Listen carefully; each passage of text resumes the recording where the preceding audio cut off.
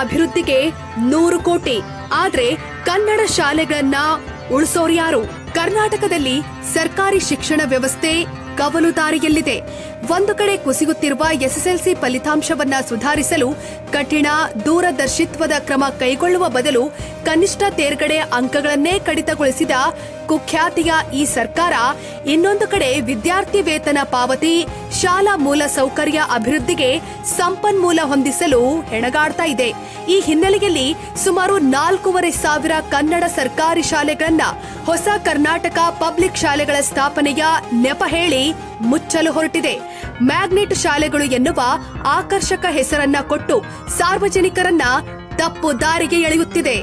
ಆದ್ರೆ ಕನ್ನಡ ಶಾಲೆಗಳ ಅಭಿವೃದ್ಧಿಗೆ ಹಣವಿಲ್ಲದ ಸರ್ಕಾರ ಈಗ ಉರ್ದು ಭಾಷಿಕ ಅಲ್ಪಸಂಖ್ಯಾತ ಶಾಲೆಗಳಲ್ಲಿ ಶಿಕ್ಷಣ ಗುಣಮಟ್ಟ ಹೆಚ್ಚಿಸಲು 100 ಉರ್ದು ಮಾಧ್ಯಮ ಶಾಲೆಗಳನ್ನ ಕರ್ನಾಟಕ ಪಬ್ಲಿಕ್ ಶಾಲೆಗಳಾಗಿ ಅಭಿವೃದ್ಧಿಪಡಿಸಲು 100 ಕೋಟಿ ರೂಪಾಯಿ ಅನುದಾನ ಘೋಷಿಸಿದೆ.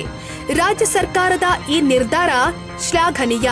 ಆದ್ರೆ ಕನ್ನಡ ಮಕ್ಕಳು ಮಾಡಿರುವ ಪಾಪವೇನು?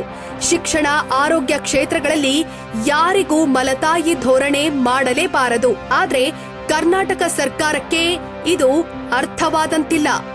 ಸರ್ಕಾರಿ ಶಾಲೆಗಳಲ್ಲಿ ಈಗಲೂ ಈ ರಾಜ್ಯದ 50%ಕ್ಕಿಂತಲೂ ಅಧಿಕ ಮಕ್ಕಳು ಓದುತ್ತಿದ್ದಾರೆ. ಇವುಗಳು ನಮ್ಮ ಶಿಕ್ಷಣದ ಬೆನ್ನೆಲುಬು. ದುರಂತವೆಂದ್ರೆ ಅನುದಾನದ ಕೊರತೆ ಮತ್ತು ಸರ್ಕಾರದ ಬೆಂಬಲದ ಕುಸಿತದಿಂದ ಸರ್ಕಾರಿ ಕನ್ನಡ ಶಾಲೆಗಳು ನಿಧಾನವಾಗಿ ಮರಣವನ್ನಪ್ಪುತ್ತಿವೆ. ಇದು ಕಾಲದ ವ್ಯಂಗ್ಯ. ಉರ್ದು ಶಾಲೆಗಳ ಅಭಿವೃದ್ಧಿ, ಅವುಗಳ ಮೂಲ ಸೌಕರ್ಯ ಸುಧಾರಣೆ, ದ್ವಿಭಾಷಾ ಶಿಕ್ಷಣ ಪರಿಚಯ ಇವೆಲ್ಲವೂ ಸ್ವಾಗತಾರ್ಹವೇ. ಆದ್ರೆ ನಮ್ಮ ಕನ್ನಡ ಮಕ್ಕಳ ಗತಿ ಏನು ಅನ್ನೋದಷ್ಟೇ ಪ್ರಶ್ನೆ. ಕನ್ನಡ ಶಾಲೆಗಳಿಗೆ ಬಿಡುಗಾಸು ಕೂಡ ನೀಡದೆ ಉರ್ದು ಶಾಲೆಗಳಿಗೆ ಭರಪೂರ ಅನುದಾನ ನೀಡಲು ಮುಂದಾಗಿರುವ ರಾಜ್ಯ ಸರ್ಕಾರದ ನೀತಿ ನಿಜಕ್ಕೂ ಆತಂಕಕಾರಿ ಸಂಗತಿ. ಇದು ಸಮಾಜದಲ್ಲಿ ಸಾಮರಸ್ಯ ಮೂಡಿಸುವ ಬದಲಿಗೆ ಇನ್ನಷ್ಟು ಬಿರುಕಿಗೆ ಕಾರಣವಾಗಬಹುದು. ಮುಂದಿನ ಶೈಕ್ಷಣಿಕ ವರ್ಷದ ವೇಳೆಗೆ ನಮ್ಮ ರಾಜ್ಯದಲ್ಲಿನ ಸುಮಾರು 4,500 ಶಾಲೆಗಳನ್ನ ಸರ್ಕಾರವೇ ಅಧಿಕೃತವಾಗಿ ಮುಚ್ಚಲಿದೆ. ಯಾಕಂದರೆ ಇವುಗಳನ್ನ ಕೆಪಿಎಸ್ ಶಾಲೆಗಳಲ್ಲಿ ಮುಚ್ಚುವ ನಿರ್ಧಾರವಾಗಿದೆ. ಇದರ ಜೊತೆಗೆ 2026ರ ವೇಳೆಗೆ ಕರ್ನಾಟಕದಲ್ಲಿ ಸುಮಾರು 1 ಲಕ್ಷ ಶಿಕ್ಷಕರ ಕೊರತೆ ಎದುರಾಗುವ ಸಾಧ್ಯತೆಯಿದೆ ಅನ್ನುವ ಮಾಹಿತಿಯೂ ಇದೆ. ಏಕೋಪಾಧ್ಯಾಯ ಶಾಲೆಗಳು ನಮ್ಮ ಹಳ್ಳಿಗಳಲ್ಲಿ ಇಂದಿಗೂ ಇವೆ. ಸುಮಾರು 36,000ಕ್ಕೂ ಹೆಚ್ಚು ತರಗತಿ ಕೊಠಡಿಗಳು ಕೊರತೆ ಮಕ್ಕಳನ್ನ ಬಾಧಿಸುತ್ತಿವೆ.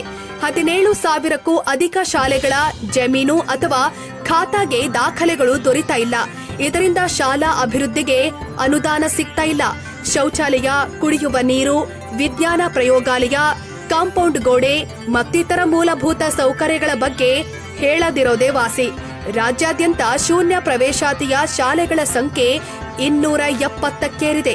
ಇದನ್ನೆಲ್ಲ ಸರಿಪಡಿಸಲು ಸರ್ಕಾರ ಸರ್ಕಾರಿ ಕನ್ನಡ ಮಾಧ್ಯಮ ಶಾಲೆಗಳಿಗೆ ಹಣ ಕೊಡ್ತಾ ಇಲ್ಲ. ಬದಲಿಗೆ ಉರ್ದು ಮಾಧ್ಯಮ ಶಾಲೆಗಳಿಗೆ ವಿಶೇಷ ಪ್ರೀತಿ ತೋರಿಸಲು ಹೊರಟಿದೆ.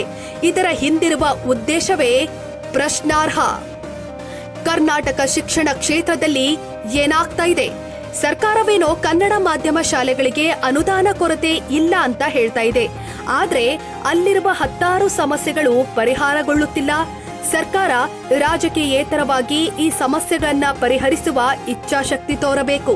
ಖಾಲಿ ಶಿಕ್ಷಕರ ಸ್ಥಾನಗಳನ್ನ ತಕ್ಷಣವೇ ಭರ್ತಿ ಮಾಡಿ ಗ್ರಾಮೀಣ ಕನ್ನಡ ಶಾಲೆಗಳ ಮೂಲ ಸೌಕರ್ಯ ಬಲವರ್ಧನೆಗೆ ಕ್ರಮ ಕೈಗೊಳ್ಳಬೇಕು.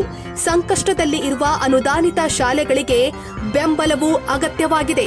ಕೆಪಿಎಸ್ ಶಾಲೆಗಳ ಅಭಿವೃದ್ಧಿ ಕಾಮಗಾರಿಗಳಲ್ಲಿ ಪಾರದರ್ಶಕತೆ, ಮಾತೃಭಾಷಾ ಶಾಲಾ ಶಿಕ್ಷಣಕ್ಕೆ ಒತ್ತು ನೀಡುವ ಕೆಲಸವನ್ನ ಸರ್ಕಾರ ಮಾಡಬೇಕಾಗಿದೆ. ವೀಕ್ಷಕರ ಹೆಚ್ಚಿನ ಮಾಹಿತಿಗಾಗಿ ನಮ್ಮ ಚಾನೆಲ್ ಅನ್ನು ಸಬ್ಸ್ಕ್ರೈಬ್ ಮಾಡಿ, ಲೈಕ್ ಮಾಡಿ ಹಾಗೂ ಶೇರ್ ಮಾಡಿ.